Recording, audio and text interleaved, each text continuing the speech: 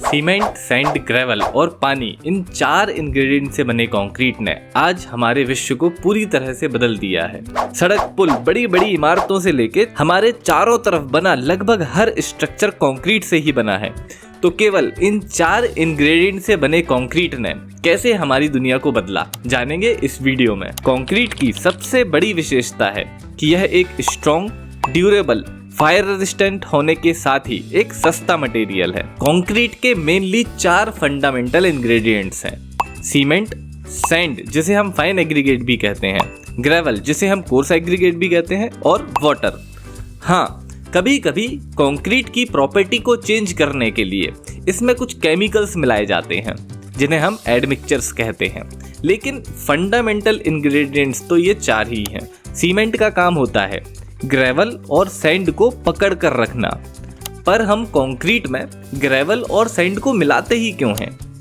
देखिए, gravel concrete को structural strength देता है, कंक्रीट को श्रिंक होने से बचाता है, और सैंड एक अच्छे फिलर मटेरियल का काम करती है। यह ग्रेवल के पोर्स को अच्छी तरह से फिल करती है, जिससे लोड का डिस्ट्रीब्यूशन यूनिफॉर्म होता है। और सबसे इम्पोर्टेंट, इन चारों मटेरियल में सबसे महंगा मटेरियल होता है सीमेंट। तो ग्रेवल और सैंड को यूज करने से कंक्रीट में सीमेंट की मात्रा कम होती है, जिससे कंक्रीट की ओवरऑल कॉस्ट भी कम होती है, और ये कंक्रीट को श्रिंकेज से भी बचाता है। वैसे तो कंक्रीट एक सिंपल सा मटेरियल है जो सिर्फ इन 4 इंग्रेडिएंट से मिलकर बना है, बट इन चारों मटेरियल को किस प्रोपोर्शन में मिलाना है, इन चारों इंग्रेडिएंट की एग्जैक्ट क्वांटिटी क्या होगी, इसे निकालने की भी एक मेथड है जिसे कंक्रीट मिक्स डिजाइन कहा जाता है, जिस पर एक पूरा IS कोड है, IS 10262। अब स्पेसिफिक स्ट्रक्चर के लिए स्पेसिफिक ग्रेड का कंक्रीट तैयार किया जाता है। कंक्रीट का ग्रेड होता है जैसे M20, M25, M30 and so on.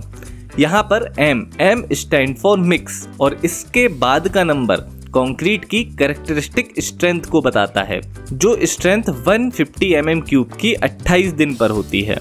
अब ये 28 दिन की ही स्ट्रेंथ को हम कैरेक्टरिस्टिक स्ट्रेंथ क्यों लेते हैं, इसे हम वीडियो में आगे डिस्कस करेंगे। अब देखिए, किसी भी ग्रेड का कंक्रीट बनाने के लिए, स्पेशली M20 से हायर ग्रेड का कंक्रीट बनाने के लिए, सीमेंट, सैंड, ग्रेवल का एक फिक्स्ड प्रोपोर्शन निकाला जाता है कंक्रीट मिक्स डिजाइन से। मान के चलिए हमें 1:1.5:3 का कंक्रीट प्रिपेयर करना है। इसका मतलब क्या है? इसका मतलब है कंक्रीट में 1 पार्ट सीमेंट होगा, 1.5 पार्ट सैंड होगा और 3 पार्ट ग्रेवल होगा। फिर इन तीनों इंग्रेडिएंट्स को अच्छे से मिलाया जाता है जब तक कि मिक्स का कलर यूनिफॉर्म नहीं हो जाता। फिर एक निश्चित मात्रा में पानी डालकर कंक्रीट के पेस्ट को तैयार किया जाता है।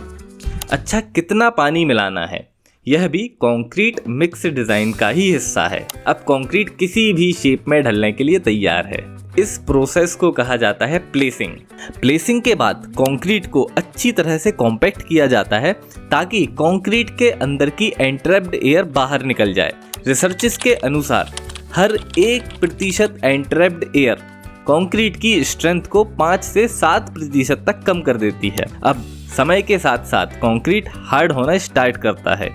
इस दौरान कंक्रीट में उपस्थित सीमेंट पानी के साथ रिएक्ट करता है, जिसे हाइड्रेशन कहा जाता है, और इस हाइड्रेशन के दौरान सफिशिएंट मॉइस्चर को मेंटेन करने के लिए कंक्रीट की क्यूरिंग की जाती है। सफिशिएंट मॉइस्चर ना मिलने कंक्रीट में हाइड्रेशन अधूरा रह सकता है, हाइड्रेशन इनकम्प्लीट रह सकता है, जिससे कंक्रीट अपनी रिक्वायर्ड स्ट्रेंथ को अचीव नहीं कर पाएगा। तो कंक्रीट हार्ड होने के साथ ही स्ट्रेंथ को गेन करता है। कंक्रीट कास्टिंग के 28 दिन बाद 99% स्ट्रेंथ को गेन कर लेता है। इसलिए हम कंक्रीट की कैरेक्टरिस्टिक स्ट्रेंथ 28 दिन पर टेस्ट करते हैं। कंक्रीट पानी के बाद विश्व में सबसे ज़्यादा यूज होने वाला मटेरियल है। इस वीडियो पर क्लिक करके जानें कि कैसे कंक्रीट हमारे पर्यावरण को प्रदूषित कर रहा है। यदि यह वीडियो आपको इन्फॉर्मेटिव लगा है तो प्लीज़ इस वीडियो को लाइक करें और अपने दोस्तों के साथ शेयर करना ना भूलें।